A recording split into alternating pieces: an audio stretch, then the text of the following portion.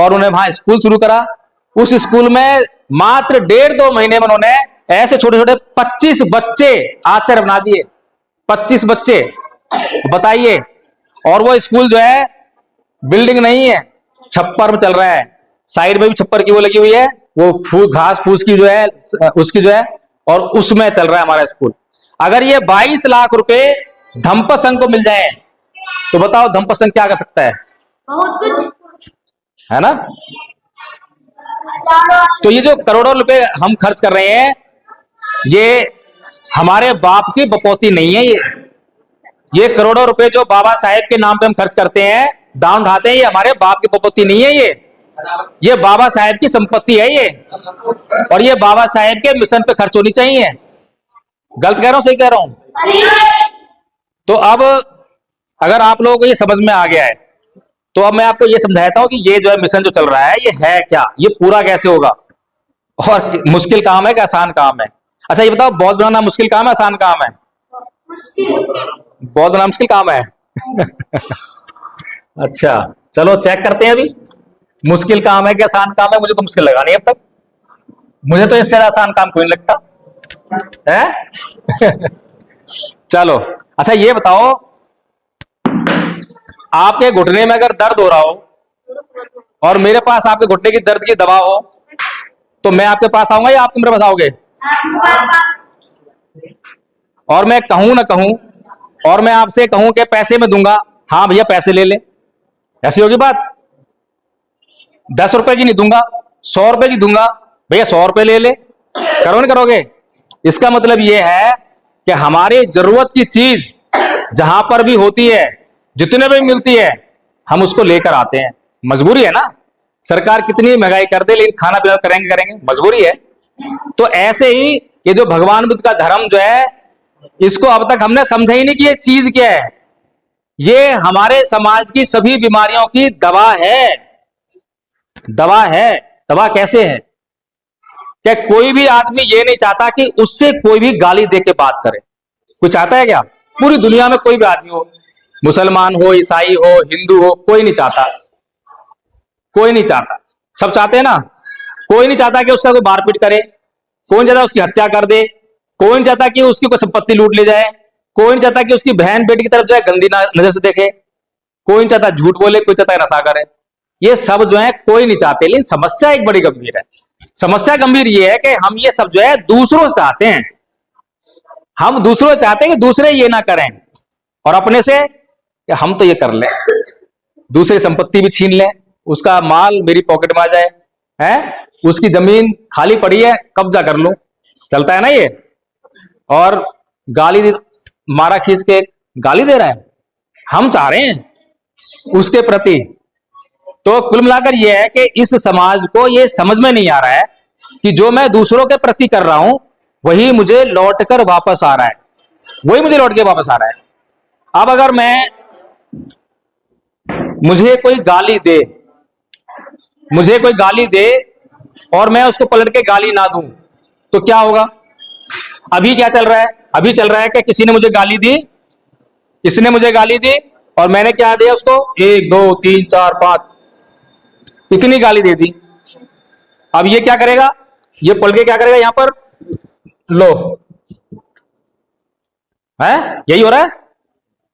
ये ब्राह्मण संस्कृति है ये। अब ये होगी ब्राह्मण संस्कृति, और बौद्ध संस्कृति क्या करी है? 1 0। जब उसने 1 दी और हमने उसको 0 दिया तो क्या करेगा? अरे ये तो मुझे कुछ दे ही नहीं रहा, ये तो मुझे कुछ दे ही नहीं रहा। जिसको मैं उधार दूंगा वो तो मेरे उधार देगा, जिसको मैं पूछूं ही ना, उधार ही ना दूं, मेरे तो झांकना बंद कर देगा। तो बात खत्म, बात खत्म। तो ये भगवान बुद्ध की नीति है। यहां पर क्या हो रहा है? 1 दी 10 मिली, 10 दी 20 मिली, और बढ़ते बढ़ते चाकू छुरी निकल गए, हत्या हो गई। हत्या हो गई जी, होती नहीं होती? होती है। फिर उसके बाद क्या होता है? एक आदमी मरता है और दोनों तरफ के लोग जेल में। फिर जितनी संपत्ति थी वो वकीलों की जेब में हो गई, और वकीलों की जेब में जाने के बाद भी बचते नहीं है, फिर भी जेल जेल हुई। इतना सब कुछ कैसे हुआ? ब्राह्मण संस्कृति। जिम्मेदार कौन है? ब्राह्मण संस्कृति। अब हमारे बच्चे को हम क्या सिखाते हैं? ईंट का जवाब पत्थर से दियो, सुन के मत आइयो, किसी की सुन के मत आइयो। अब बच्चा चला गया बाहर, परीक्षा देने जा रहा था, 4 लोग मिल गए, किसी बात पे कुछ हो गई, उन्होंने कुछ कह दी। अब सहन तो होती नहीं है, कोई सिखाए उसको या सीखे उसने? ये बचपन से ही सीखा है, अपने घर में, परिवार में, रिश्तेदार में और अड़ोस में, पड़ोस में, सब जगह ये सीखा। तो सीख मतलब कभी झेल के मत आइयो, कुछ सहन करियो मत, और 1 की 4 कहियो।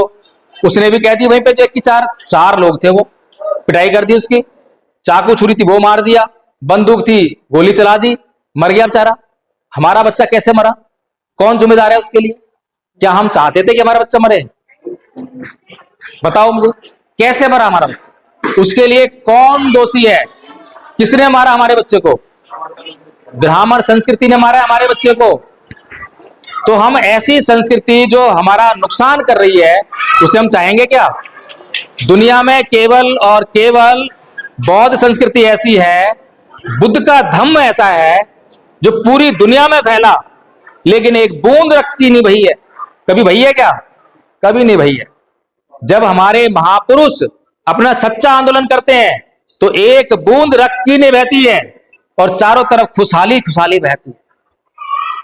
लेकिन दुनिया में कोई ऐसा धर्म नहीं है दूसरा जो है जिसने अपना प्रचार किया हो और हिंसा का सहारा ना लिया हो। देख रहे हो ना, आज हिंदू लोग हिंदू राष्ट्र बना रहे हैं। कैसे बना रहे हैं? बोल जय श्री राम, बोल जय श्री राम है। कभी गौरक्षा के नाम पे मार रहे हैं, कभी कुछ मार रहे हैं, और मुसलमान जिहाद करते हैं।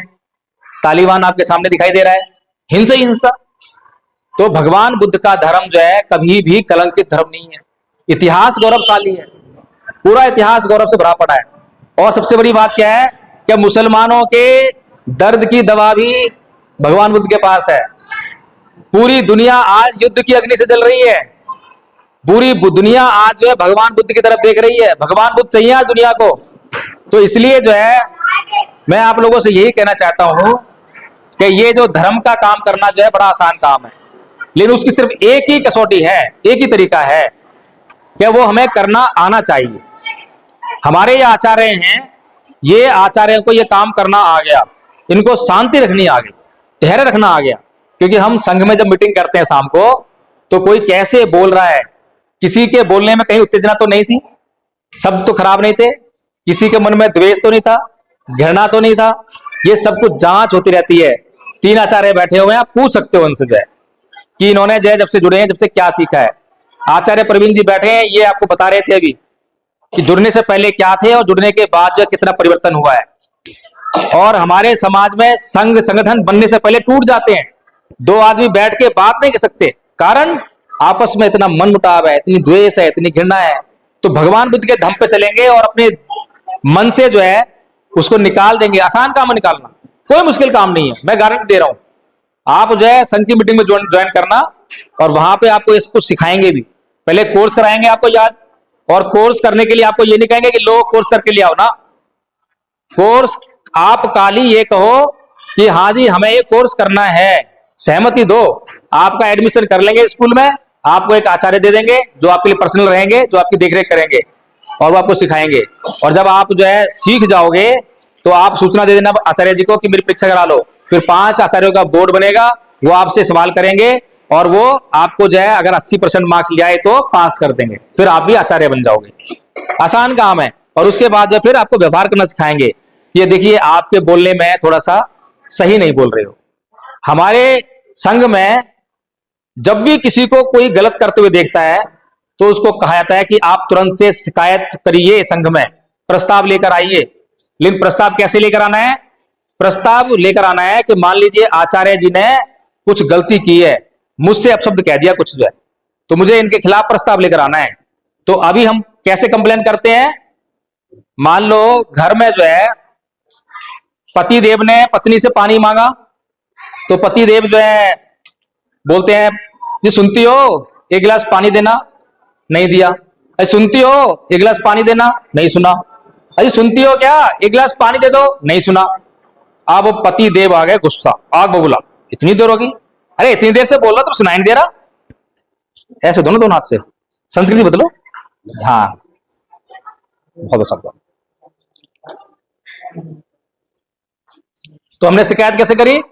अरे तुमसे इतनी देर हो गई, पानी मांगते मांगते सुनाई नहीं दे रहा तुम्हें? ये हमारा कंप्लेंट करने का तरीका है। अच्छा, जब हम थाने में जाते हैं शिकायत करने, जो है कंप्लेंट करने, कैसे करते हैं? इंस्पेक्टर साहब, मेरे घर में चोरी हो गई है, मेरी रिपोर्ट लिख लो कृपया करके। अरे तुम वहां भी कंप्लेंट करो, यहां भी कंप्लेंट करो, फर्क क्या है? वहां तुम धौंस जमा रहे हो और यहां तुम पे धौंस जमाई जा रही है? तो यानी कि हमारे व्यवहार में दोहरा मापदंड है। जिन पे हम धौंस जमा सकते हैं वो धौंस जमा के रखते हैं, और जिनसे धौंस नहीं जमती है वो धौंस जमाते हैं, तो उनकी हम जो है गुलामी करते रहते हैं। हमें व्यवहार में समानता लानी पड़ेगी। जब पत्नी ने हमसे पानी मांगा, नहीं पत्नी, जब क्या नाम है, हमने पत्नी से पानी मांगा, तो हमने क्या बात सोची कि पत्नी को पानी देना ही चाहिए, ये सोचा ना। दूसरी बात हमने सोची नहीं कि हो सकता है कि पत्नी मुझे पानी ना दे। अगर मैंने ये बात सोच ली होती तो फिर मैं पहले ही तैयारी कर लेता कि भैया हो सकता है पत्नी से पानी तो मांग रहा हूं, पर हो सकता है कि वो पानी ना भी दे। तो क्या होता कि मैं पहले ही समझा लेता अपने आप को कि मुझे गुस्सा नहीं करना है, और जाके मैं प्यार से बोलता, जी सुनती हो, मैंने आपसे जो है 3 बार पानी मांगा, लेकिन आपने पानी नहीं दिया, क्या बात है, क्या कर रही हो? अब कैसी बात है? दोनों बात में फर्क है कि नहीं है? इन छोटी छोटी बातों पे हमारे घर में कितने बड़े क्लेश हो जाते हैं, कितने बड़े क्लेश हैं। कुछ कह दी पत्नी से, पत्नी रूठ गई, 2 दिन रूठी, 3 दिन रूठी, तीसरे दिन जो मायके चली गई, नई बात बनी तो 6 महीने हो गए, आई नहीं है, उसकी नाक वहां और इसकी नाक यहां, नाक का सवाल बन गया, साल हो गया, फिर एक लेटर आ गया, कहां से? कोर्ट से, क्या भाई डिवोर्स, और 2-3 साल बाद डिवोर्स हो गया। बताओ, छोटी सी बात पे और बात का बतंगड़ बन गया। और भगवान बुद्ध की बात को मानने वाले लोग क्या करते हैं?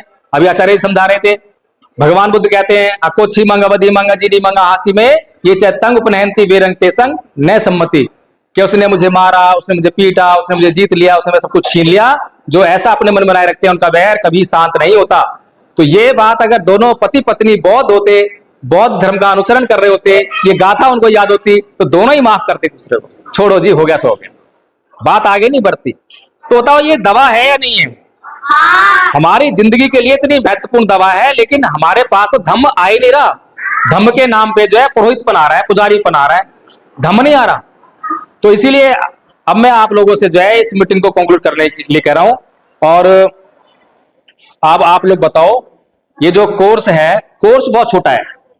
कोर्स में क्या है बता देता हूं। बच्चे तो जानते ही, आधा कोर्स तो बच्चे जल्दी सीख जाएंगे, सीखोगे? बहुत बढ़िया। इसमें सबसे पहले है क्षमा याचना, फिर है नमन, तीसरन, पंचशील, फिर है आपका धम्मपालन गाथा, और धम्मपद के 5 पद हैं, और सभ्य सत्ता। अब बताओ बहुत बड़ा कोर्स है क्या? लेकिन ये कोर्स जो कर लेगा, मैं गारंटी ले रहा हूं, उसका जीवन बदल के दिखा दूंगा। और जब उसका जीवन बदल जाएगा तो सारी दुनिया में गा गा के बताएगा वो। जब मैं आपको कोई दवाई बताऊंगा और वो दवाई आपको आराम दे देगी, तो फिर आप जो है दुनिया में जहां पे भी जिसको भी बीमारी होगी ना, आप खुद जाके बताओगे, अरे ये दवाई खा ली हो ना, तो कंपनी ने पैसा दिया आपको ना, मैंने कहा कि प्रचार करने के लिए, अपने आप खुद ही पढ़ दो ना। तो दवा खाने के बाद उसका प्रचार ऐसे ही होता है। तो केवल भगवान बुद्ध का धर्म है जो दवा है, और ये दवा खा ली तो इसका प्रचार अपने आप होने लग जाएगा, क्योंकि दवा बड़ी गुणकारी है, बड़ी लाभदायक है। तो इसका कोर्स करने के लिए कौन कौन राजी है ये बताओ। अरे वाह वाह, आप लोग नहीं करोगे? करोगे करोगे करोगे। तो ठीक है, फिर आपके ही गांव से हमारे आचार्य प्रवीण जी हैं, तो इनके माध्यम से आप लोग गूगल मीट पे जुड़ोगे। गूगल मीट का लिंक अभी मिल जाएगा आपको, जो है अभी जुड़ सकते हो जब आपके पास टाइम हो। और एक अच्छी बात, हमने जो है अभी, क्योंकि हमारे पास साधन संसाधन कम है, पैसे नहीं है, तो हमने अभी जो है गूगल मीट पर ही एजुकेशन डिपार्टमेंट शुरू करा है। उस एजुकेशन डिपार्टमेंट में हमने क्या सोचा, क्योंकि देखो हमारे जो बच्चे आचार्य हैं जिन्होंने कोर्स कर लिया, तो कहीं वो शिक्षा के मामले में पीछे ना रह जाए। अब जिनको नौकरियां मिलती हैं आरक्षण से, वो लोग तो समाज का भला करते नहीं है, उनसे दान मांगने जाओ दान भी नहीं मिलता उनसे, जो है ना। तो इससे बढ़िया है कि जो मिशन मूवमेंट के जो बच्चे हैं वही आगे चलकर नौकरियों पर आए, वो समाज को दुख समझेंगे तो वो समाज को आगे बढ़ा लेंगे। इसलिए हमने शिक्षा विभाग शुरू करा है। ऑनलाइन जैसे हमारे ये बच्चे बन गए, तो इनको हम जो ये देखेंगे कि हमारा बच्चा क्या कर रहा है, पढ़ाई कर रहा है या कुछ और कर रहा है, क्योंकि माँ बाप की सुनता नहीं है बच्चा कई बार। लेकिन यहाँ आदरणीय है और आचार्य का व्यवहार, आचार्य बन गई, लेवलिटी आ गई है, तो वो वहां सुनने लगता है। तो इसीलिए हमने वो शुरू कर दिया, और वहां पे हम इंग्लिश, मैथ्स इसकी कोचिंग भी देते हैं। इसके आगे चल के थोड़ा कंपटीशन की जैसे जैसे ग्रो करेंगे वैसे वैसे और भी सारी व्यवस्थाएं होने वाली हैं। और सबसे बड़ी बात क्या है, आपको मैं बताता हूं, इस संघ का मालिक कौन है, किसी को मालूम है? ये धम्पत संघ का मालिक कौन है, मालूम है किसी को? नहीं मालूम? अच्छी बात है। इस धम्पत संघ का हर वो आदमी मालिक है, हर वो सदस्य मालिक है जो इस धम्पत संघ के लक्ष्य को अपना लक्ष्य बना लेता है। सिंपल सी बात है, कोई मालिक नहीं है। कोई संस्थापक होगा, लेकिन मालिक तो मैं हूं, क्योंकि मैंने ये लक्ष्य मेरा है, क्योंकि ये लक्ष्य बाबा साहेब ने मुझे दिया है। तो जिसने अपना लक्ष्य बना लिया वही धम्पत संघ का मालिक है। फिर दूसरी बात, इस कोर्स को करने के लिए फीस भी देनी पड़ती है। फीस दोगे भाई बच्चों? कोर्स करना है, फीस दोगे? कितनी फीस दोगे? है कोई बच्चों से कम लेंगे, बड़ों से ज्यादा ले लेंगे? चलो समस्या हल कर देते हैं। इस कोर्स की फीस है डेडिकेशन, समर्पण। समझते हो क्या होता है? सलमान खान का डायलॉग सुना है, जब मैंने एक बार ठान ली तो मैं अपने आप की भी नहीं सुनता। इसे कहते हैं समर्पण। बाबा साहेब का देखा था, बाबा साहेब ने वो डायलॉग तो नहीं मारा, लेकिन करके दिखाया। करके दिखाया ना। बाबा साहेब ने ठान ली कि समाज का उत्थान करना है, तो बड़ोदरा में क्या बोल रहे हैं, अगर मैं समाज का उत्थान नहीं कर पाया तो मैं अपने आप को गोली मार लूंगा। तो इसे कहते हैं समर्पण। जब आप उस पहला क्या होगा, आपका लक्ष्य के प्रति समर्पित होना है आपको, जो है ठीक है, और संघ के प्रति समर्पित होना है। संघ का मतलब है संघ के नियम, संघ के 110 के आसपास नियम है, उसको फॉलो करना पड़ता है। नियम के टूटते दंड मिलता है, ये भी ध्यान रखना। लेकिन दंड जो बड़ा अच्छा लगता है, क्योंकि दंड हमारा भला करता है, हमें सुधार करता है, इसलिए दंड सभी चाहते हैं हमें दंड मिले। फिर समर्पण होना है सबसे पहला कोर्स के प्रति। जो कोर्स देंगे, जितना आप समर्पित हो जाओगे उतना जल्दी याद कर लोगे, जितना जल्दी याद कर लेगा उतनी बात आगे बढ़ जाएगी, और जितना जल्दी आगे बात बढ़ेगी उतना जल्दी संघ आगे बढ़ेगा, आगे फैलेगा, लोगों में फैलेगा, पूरा भारत बौद्ध में होने वाला है। मुझे साफ साफ दिखाई दे रहा है कि भारत बौद्ध में हो रहा है। अगर नहीं हो रहा है तो उसका कारण हम स्वयं हैं, क्योंकि हम नहीं कर रहे हैं, वरना कोई कारण नहीं है। इतनी अच्छी दवा जिसे हर कोई चाहता है, हर किसी जरूरत है। तो इसलिए अब मैं आप लोगों से हाथ जोड़ के विनती करता हूं कि आप जो है बाबा साहेब के कर्ज को पहचानो, उनके दुख दर्द को, उनके सपने को पहचानो, और जो है आप इस मुहिम में जुड़ जाओ। संघ आपसे कुछ नहीं मांग रहा है। जब आप संघ से जुड़ोगे तो आपको खुद ही जरूरत महसूस होगी, क्या संघ में ये काम चल रहा है, इसमें जरूरत है, चलो मैं ये सहयोग कर रहा हूं। संघ नहीं मांगेगा आपसे। संघ अगर कभी लायबिलिटी देनी होगी, जरूरत पड़ेगी, तो आपसे बोल देगा जी ये खर्चा आ रहा है, कुछ हो तो दे दीजिए। संघ जो है भगवान बुद्ध के नियम पे चलता है। भगवान बुद्ध का नियम मालूम है क्या था दान का? चलो फिर कभी बताएंगे, उसमें दुनिया मीटिंग में उसमें बताएंगे, क्योंकि बहुत लंबी हो गई है अब जो है।